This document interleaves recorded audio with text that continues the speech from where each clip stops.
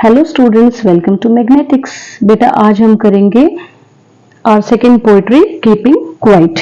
हम सबको पता है elementary school classroom in a slum syllabus में नहीं है, सो उसके आगे वाली पोएट्री करेंगे keeping quiet, written by Pablo Neruda, and this is your second poetry of Flamingo book. Now, in this poem, Neruda talks about necessity of quiet introspection and creating a feeling of understanding among human beings. Keeping quiet does not mean total inactivity, rather we should take rest for a while.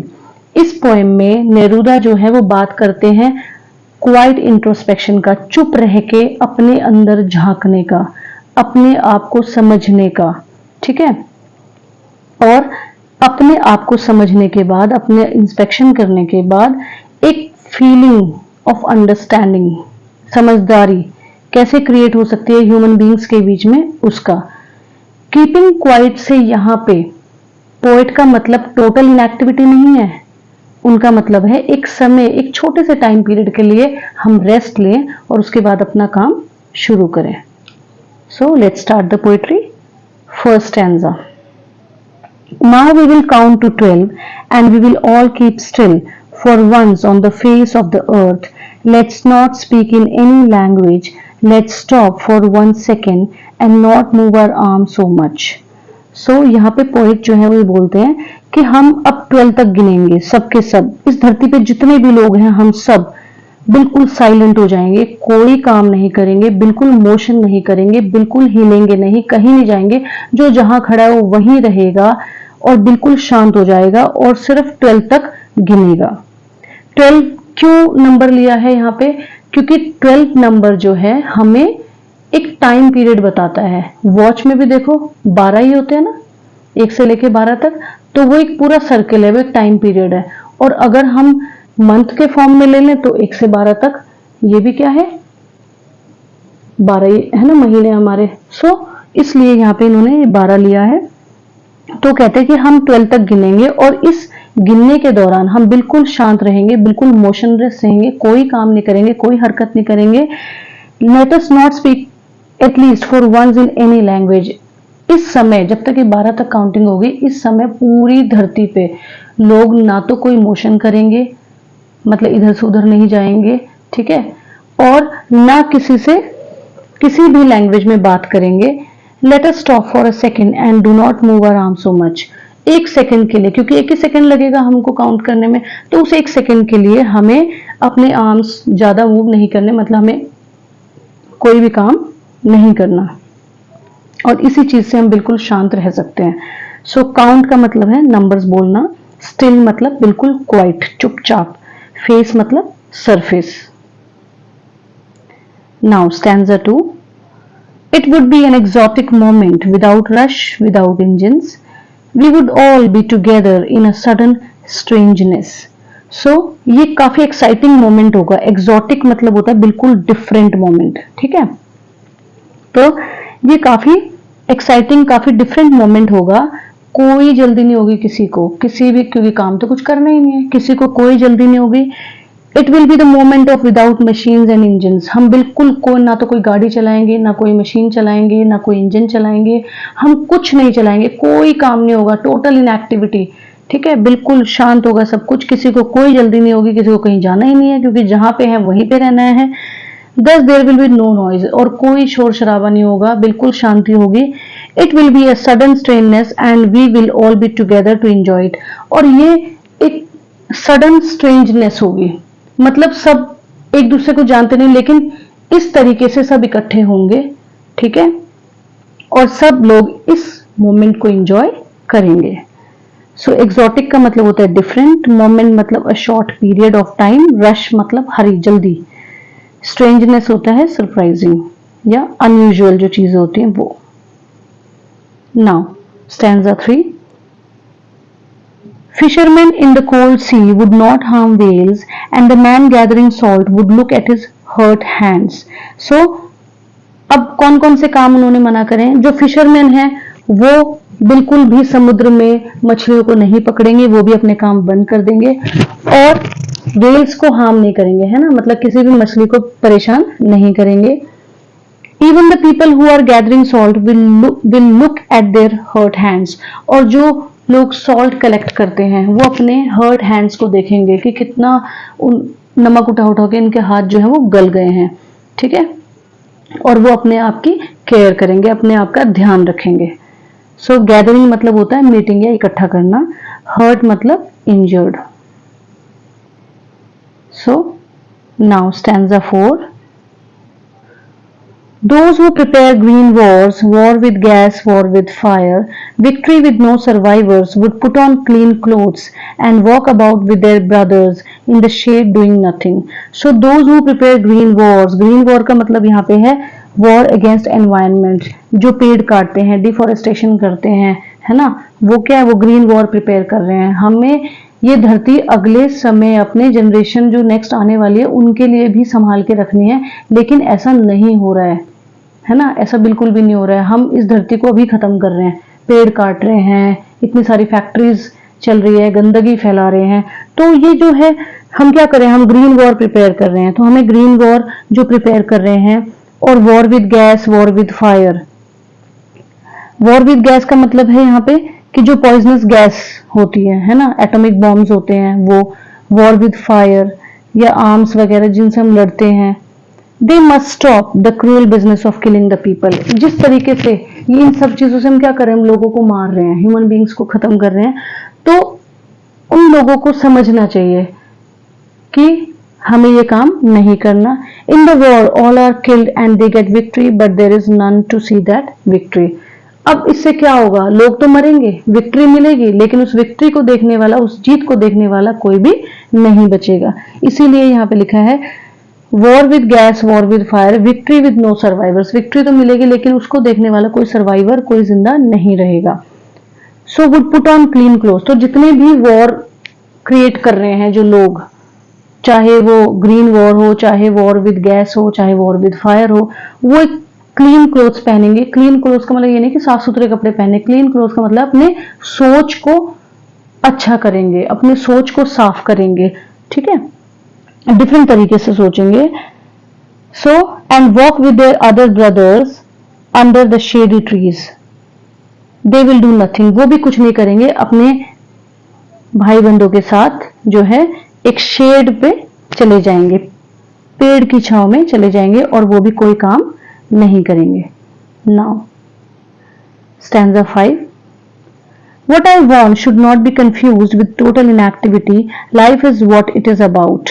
I want no truck with death. So यहाँ पे poet कहना चाहते हैं कि मैं तुम्हें यहाँ पे कंफ्यूज नहीं करना चाहता, मैं जो कहना चाहता हूँ उससे तुम कंफ्यूज मत हो। मैं टोटल इनएक्टिविटी की बात तो कर रहा हूँ, लेकिन उस टोटल इनएक्टिविटी से मेरा ये मतलब नहीं है कि बिल्कुल लाइफ खत्म हो जाए, नहीं। So here we must understand that doing nothing does not pertain total inactivity, because total inactivity का मतलब तो डेथ होता है। मेरा मतलब डेथ से नहीं है। The poet has no association with death because life will remain what it is about. तो जिंदगी तो रहेगी, लेकिन जिंदगी को निभाने का तरीका, जिंदगी को बिताने का तरीका, ठीक है, वो डिफरेंट हो जाएगा, क्योंकि हम अपने आप को इंट्रोस्पेक्ट करेंगे, हम अपने आप को समझेंगे, सोचेंगे कि हम जो लड़ाई कर रहे हैं, हम जो काम कर रहे हैं, क्या वो सही है, क्या हमें लड़ाई करनी चाहिए, हम क्यों लड़ रहे हैं, हम किस चीज के लिए लड़ रहे हैं, ये सारी चीजें। सो कंफ्यूज का मतलब होता है कंफाउंडेड, एंड इनएक्टिविटी का मतलब कुछ ना करना, doing nothing. Now stanza 6, if we are not so single-minded about keeping our lives moving and for once could do nothing, perhaps a huge silence might interrupt this sadness of never understanding ourselves and of threatening ourselves with death. So यहाँ पे poet जो बोलते हैं वो क्या है कि a long silence can do us a lot of good. अगर हम सब साइलेंट हो जाएं कुछ समय के लिए, तो ये हमारे लिए, सबके लिए बहुत अच्छी बात होगी, हमारे लिए सबके लिए अच्छा होगा। We should not focus only on one thing. हमें एक ही चीज पे फोकस नहीं करना चाहिए, और वो एक चीज क्या है, हम सिर्फ अपने बारे में सोचते हैं, हम सेल्फ सेंटर्ड हैं, हमें अच्छा मिल जाए, हमें ये हो जाए, हमें ऐसा हो जाए, हमारे लिए ये सुविधा हो जाए, है ना, हम ये चीज खरीद लें। तो हम सिर्फ अपने बारे में सोचते हैं, सिर्फ अपने बारे में ना सोचें, we should keep our life moving, हमारी जिंदगी चलती रहे और उसमें हम जितने हमारे साथ आते हैं उन सबका भला करें, ठीक है। और वो कैसे होगा?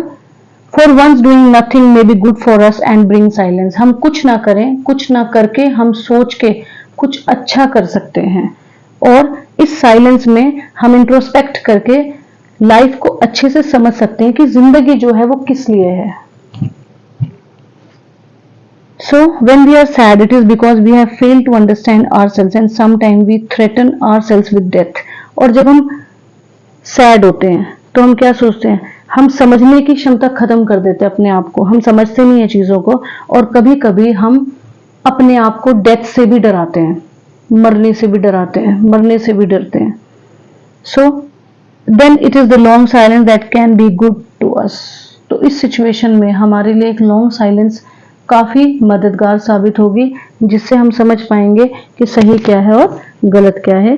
तो यहाँ पे साइलेंस जो है वो काफी इंपॉर्टेंस रखती है, काफी इंपॉर्टेंट रोल प्ले करती है। सिंगल माइंडेड का मतलब है सिर्फ एक ही चीज पे फोकस करना। थ्रेटनिंग मतलब होता है डर, डराना। एंड लेटर का मतलब होता है जो बाद में है। Now last but not the least stanza, perhaps the earth can teach us as when everything seems dead and later proves to be alive. Now I will count up to 12 and you keep quiet and I will go. So alive का मतलब होता है जिंदा रहना, living.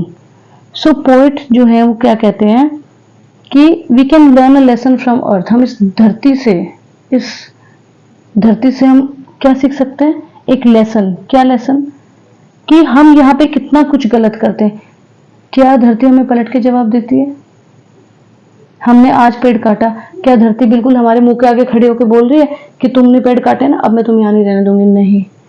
तो हमें इस धरती से सीखना चाहिए कि हम इसके लिए कितना कुछ गलत कर रहे हैं और फिर भी वो हमें सारी चीजें यहाँ पे प्रोवाइड कर रही है। Only the earth always remains alive. हम कितना भी गलत करें, हम गलत करेंगे और एक दिन यहाँ से चले जाएंगे और हमेशा से जो रही है और हमेशा तक जो रहेगी वो है ये धरती, ये अर्थ। वो कभी नहीं मरती, इट नेवर डाइज।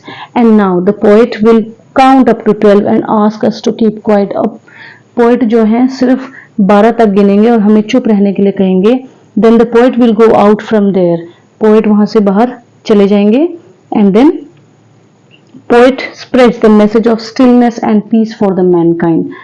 पोएट जो है लोगों के लिए स्टिलनेस की बिल्कुल शांत और पीस, शांति कैसे मिल सकती है उसके बारे में फोकस करते हैं। सो मेन चीज यही है कि इंट्रोस्पेक्शन बहुत ज्यादा जरूरी है अगर हमें इंसानियत को समझना है तो, और उसके लिए चुप रहना बहुत ज्यादा जरूरी है। So this is the main theme of the poetry, keeping quiet. And now poetic devices. Alliteration, we will, WW repeat हो रहा है। So sudden strangeness, SS repeat हो रहा है। हर्ड हैंड्स, H रिपीट हो रहा है। क्लीन क्लोथ्स, C रिपीट हो रहा है। Repetition, without rush, without engine. So without बार बार रिपीट हो रहा है, दैट इज रेपिटेशन। सिंबलिज्म का मतलब है कि किसी चीज का सिंबल हम यूज करते हैं जब किसी चीज के लिए। सो ब्रदर सिंबलाइज करते हैं यहाँ पे मैनकाइंड। ग्रीन वॉर का मतलब है डिफॉरेस्टेशन, या जो हम पेड़ वेड़ काट रहे हैं ना वो, या धरती को जो हम गलत, हाँ ग्रीन वॉर का वैसे यहाँ पे ये है कि डिफॉरेस्टेशन। वॉर विद गैस का मतलब है पोल्यूशन जो हम क्रिएट कर रहे हैं। क्लीन क्लोथ्स का मतलब है चेंज, सोच में बदलाव। और शेड का मतलब यहाँ पे शेड है, शेड ऑफ ट्रीज। एंटीथीसिस का मतलब है अपोजिट कॉन्ट्राडिक्टरी आइडियाज।